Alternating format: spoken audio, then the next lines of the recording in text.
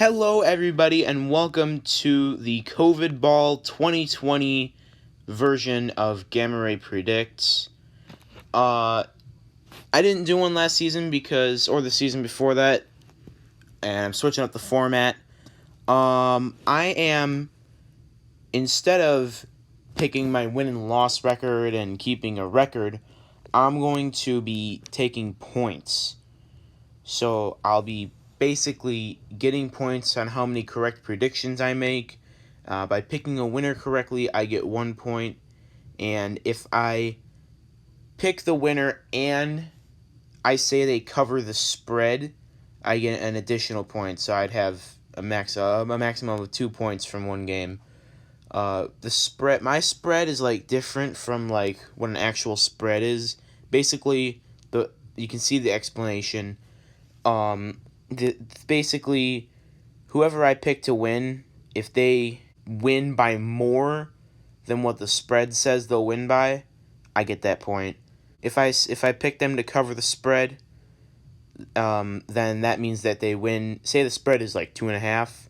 That means that they'll win by 3 or more points. But say the spread's 4, they have to win by more than 4 points. If they win by less than 4, then they didn't cover the spread. If they win by exactly 4, then I get half a point. This game on Thursday, Chiefs and Texans. No, I didn't think anything different. I knew that the Chiefs were gonna win. They were gonna cover the 9.5 point spread. And I tweeted that out. If you guys don't follow my Twitter, I really suggest tweeting it out. I give my opinions on sports topics and stuff like that. And also, Gamaray predicts if I'm running behind on a video and I can't get it out in time for the Thursday night game, I'm going to tweet out my prediction for the Thursday night game so that I have a couple more days to get a full video out for the rest of the games like I did today. Without further ado, let's get on to the predictions. Starting it off, we got Bills and Jets. Bills at home. I'm taking the Bills. They had a good season last year. Week 1 predictions are always hard to you can't really base it off of anything, especially when there's no preseason. But the preseason doesn't really matter with too much anyway. I don't know.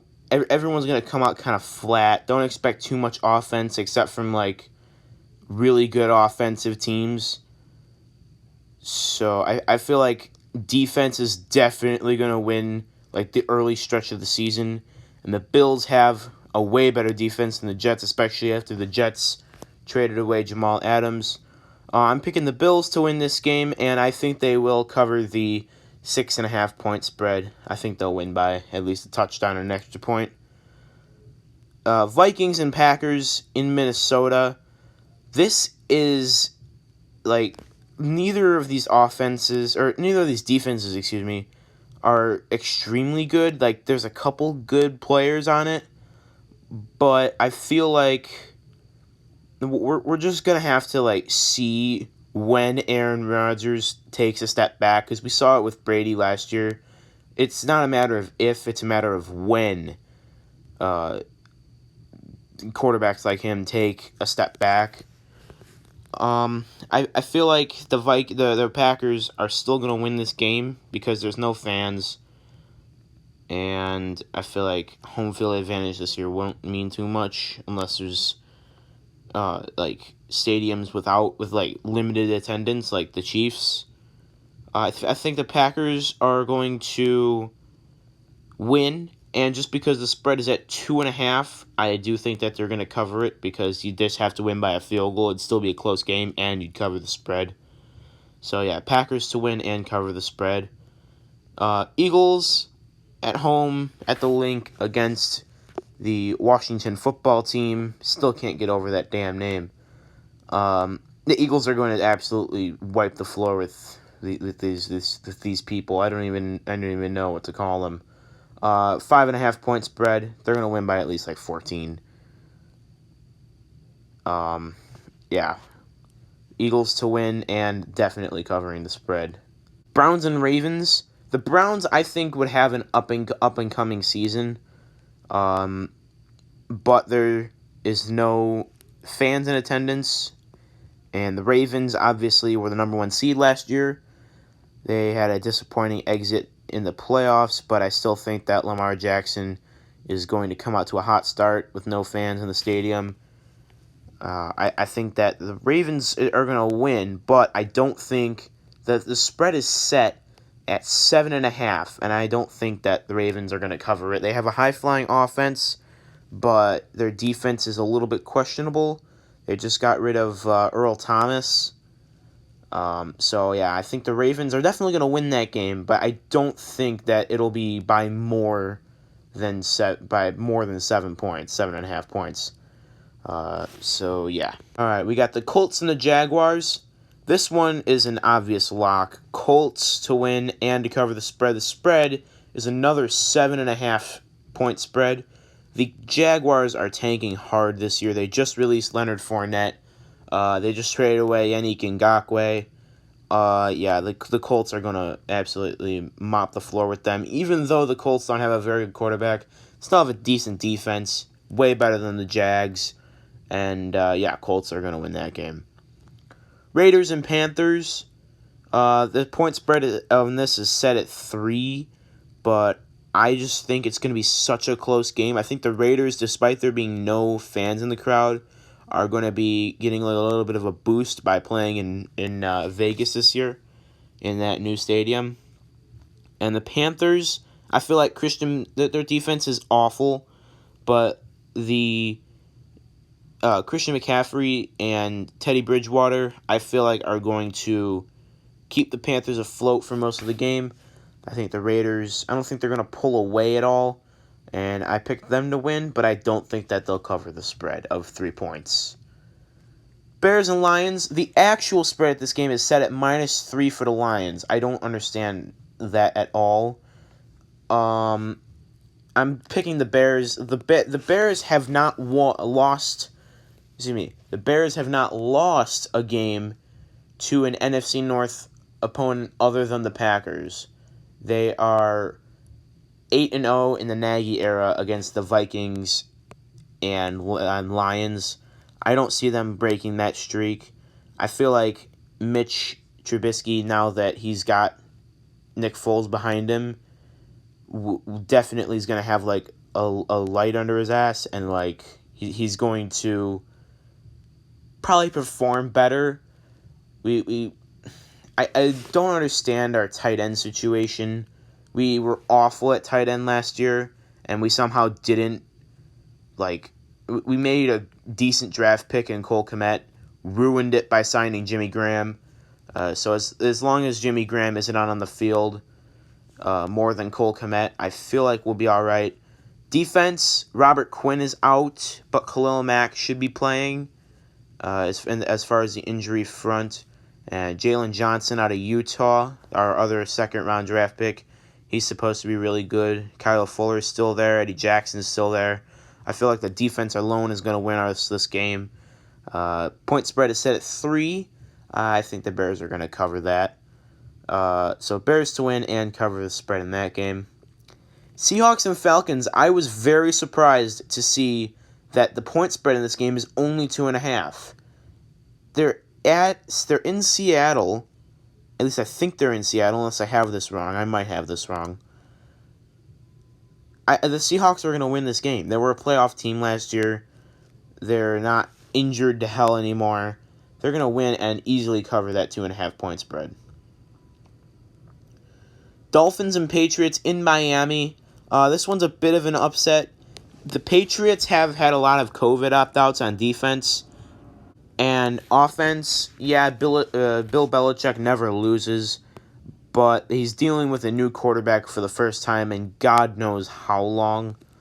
So Cam Newton, I feel like he definitely has the talent to run with the Patriots and make another Super Bowl run.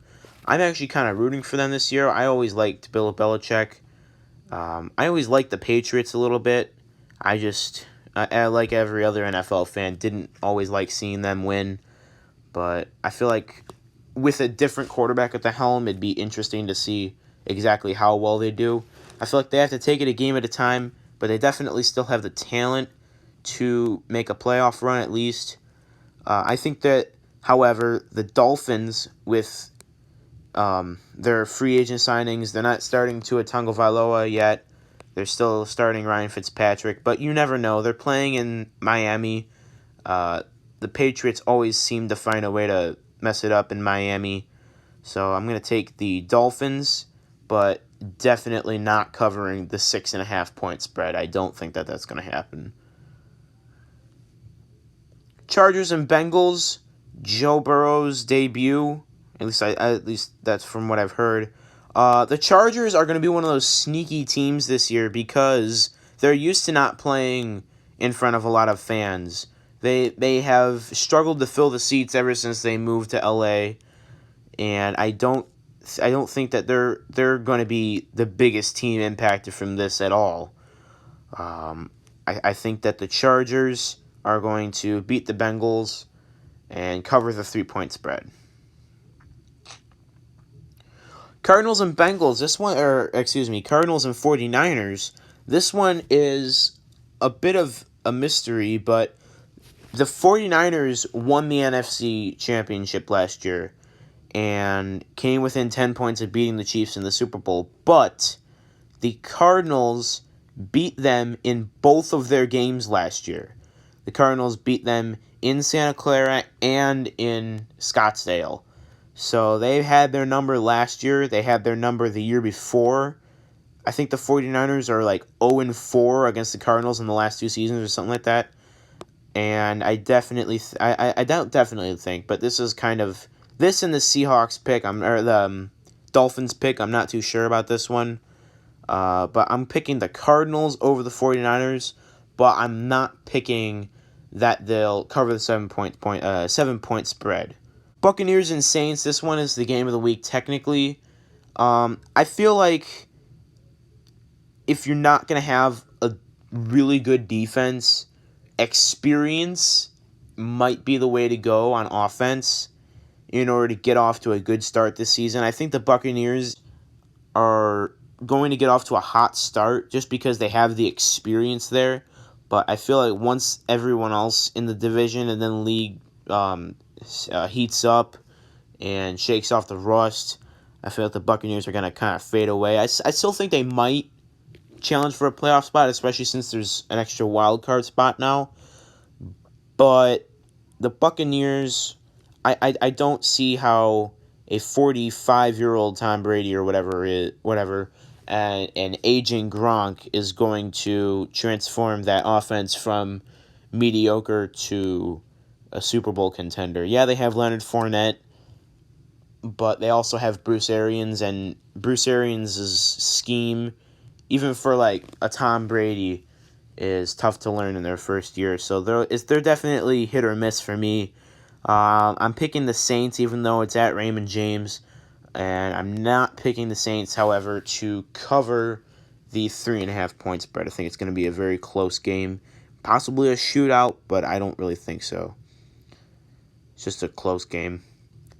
Sunday Night Football, Cowboys and Rams, 2 way overhyped teams this season. I'd be surprised if either of these teams made the playoffs. The Cowboys they shit the bed last season, and the Rams did even worse. They won the NFC Championship 2 years ago, came out last season, and fought with the Bears for a wild card spot. Neither team got there. And yeah, the Bears, and a couple other NFC teams were the biggest disappointments in the league last season. The Cowboys, however, have, I think, more talent. They're not in cap hell like the Rams are, and I think that the Cowboys are going to win. The point spread in this game is 2.5, so I feel like the Cowboys, they're at Jerry World. They're going to have fans there. I think that the Cowboys will cover that 2.5 point spread. 2 Monday night games in Week 1, as tradition says. Steelers and Giants. The Steelers are very hit or miss. It all depends on how Big Ben's elbow is. If he can get back to his former self, I think that the Steelers are going to be like a playoff contender this year. They have Juju Smith-Schuster, and they have Big Ben. If Big Ben can get back to the way he was, an elbow injury, however, is very, very hard to come back from as a quarterback. So you never know. But I think the Steelers are still going to win this game. The Giants are still in rebuilding mode pretty much. The point spread in this game is 6. I don't think that they're going to cover it. I feel like it's going to be a close game between the Steelers and Giants. But if Big Ben comes out and starts slinging touchdowns like he never had an elbow injury, I might be in the bin with that prediction of not covering the spread. But I definitely think the Steelers are going to win. And the last game of the week, Titans and Broncos in Tennessee, coming off of the back of one of the most surprising playoff performances in recent memory. I think that the Titans, after they just extended, Tannehill, and they still have Derrick Henry, I think that offense is going to be a double-edged sword. That defense was really good last year. We'll see if it can continue. Drew Lock is on the upside, but I think that the Titans are going to win, and they're going to cover the spread of 3 points. So that's all for the predictions. I hope you enjoyed. Hope I'm right. And I forgot to mention one thing, is that if I don't finish the season with more than 140 points, including the playoffs and the Super Bowl, I will do an r/roast me video destroying whatever shattered confidence I have left. So if I don't predict good, if I don't get at least 141 points, you can expect to see an r/roast me video. I'm not looking forward to that. Thank you for watching. Have a good day. Go Bears. See ya.